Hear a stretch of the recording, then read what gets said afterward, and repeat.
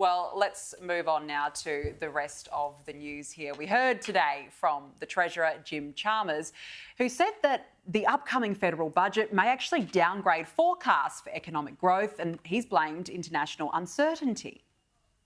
We know that it's not mission accomplished because people are still hurting.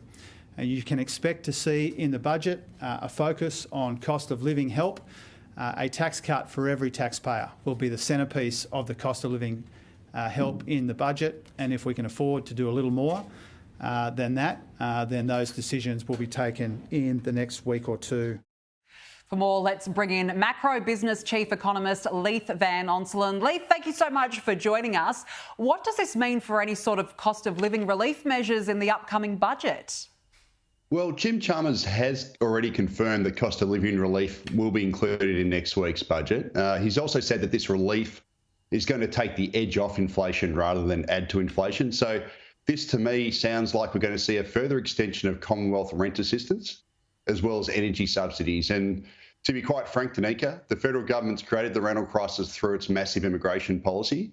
It's also contributed to the energy crisis by completely messing up energy policy. So I think the least it can do is provide us with some subsidies to cover the pain. Well, you'd hope so. And I do want to get to immigration with you because there has been yet another record month for that. But just on this forecast, what does this mean for the economy more broadly?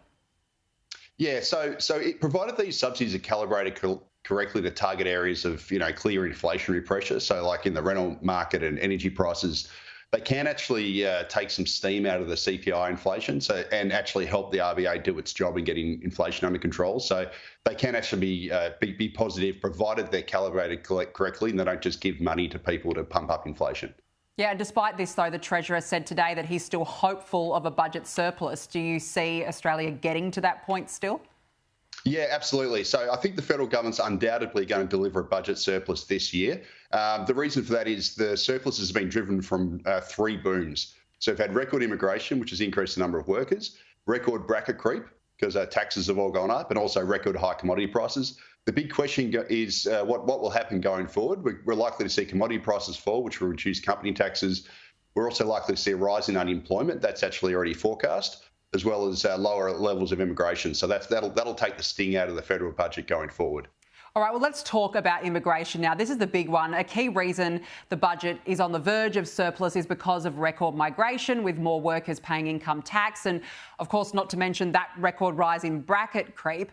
We hear all the time, Leith, that record migration is like a Ponzi scheme. Is this just another example of that?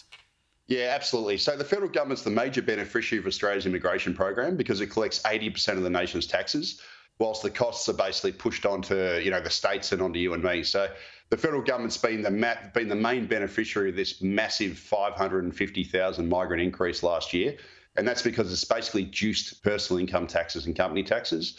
The flip side of that is the poor old state governments have been left with the costs providing services and infrastructure to the ballooning population. And that's why our state governments are actually drowning in debt and they're facing credit rating downgrades. So if I was the states, I'd be screaming blue murder about this, Danica, and I'd be demanding money from the federal government so that they provide money for every new resident that lands in their jurisdiction, to provide money for infrastructure, etc. And I guarantee you, if the federal government was required to pay the states, say, $50,000 per new resident, the federal government would cut immigration quick smart because it'd have to balance the benefits with the costs. Because at the moment, Danica, all the federal government sees with immigration is dollar signs. Absolutely, and this is a problem. You mentioned infrastructure. The amount of arrivals are completely outpacing construction. So the state governments have got that on their hands because houses are not being built, and that's a whole other issue. But without immigration, Leith, would you say that we would actually be in a recession right now? Oh, 100% we've been in a recession. We're actually already in a per capita recession. So the nation's growth actually fell by 1% last year in per capita terms. And all that tells you is the economy is not growing fast enough, as fast as the population. So we're going backwards per head. It's the same for housing. We're not building housing to keep up with immigration. We're not building infrastructure to keep up. We don't have the business investment to keep up with immigration. So our productivity is going backwards. Basically, we've got what I call a rat wheel economy. We're spinning around in circles, but we're not going anywhere. In fact, we're going backwards. Yeah, we are. And yet Labor has promised that they would actually bring down the rate of immigration. But if you look at the latest figures that were released just last week, a 20% increase in February compared to January. It was an increase of an extra 100,000 people, which is absolutely extraordinary. When are we going to be feeling the impacts of the constant rise in the migration rate?